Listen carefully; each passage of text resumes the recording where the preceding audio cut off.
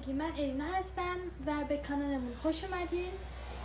من امروز میخوام براتون ولاگ بگیرم از عروسی‌های ترکا که چجوری عروسی میگیرن، چجوری میرقصن، چجوری رسمشونه، غذا میدن، خوراکی میدن، نوشیدنی میدن، رقصاشون چطوریه، عروس و داماد چجوری میرقصن.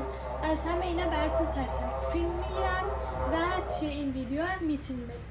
من با داداشم میرم با دوقلوم که الان کنارم نیستش، اما باید کنارم میبود، به خاطر اینکه حاضر بشه رفتش خونه دوستش و منو تنها گذاشت. الان من موهامو فقط با سشوار اینجوری پیشی دادم که میخوام موهام فر باشه. الان میخوام ماکیاژمو بکنم که حاضر بشم. ساعت 6:30 میخوایم بریم و الان ساعت 5. آره حاضر شم. A few moments later. ارمیا خوشحالی؟ خیلی؟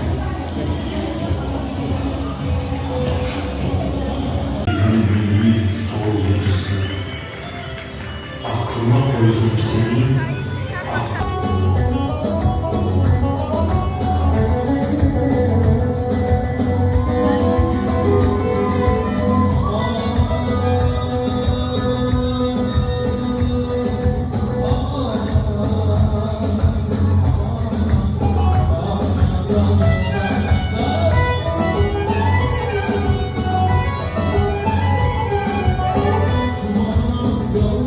A few moments later.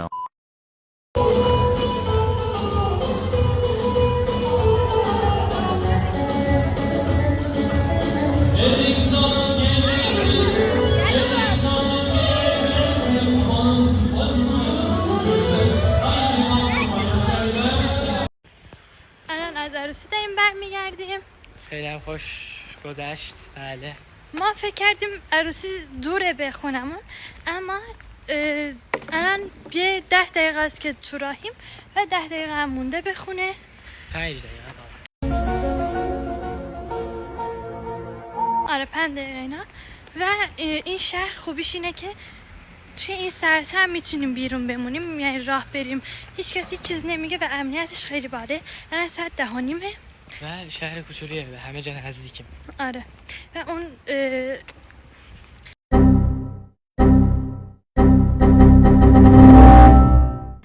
اما این دفعه ارمیا یه رقصید خیلی خوب بود.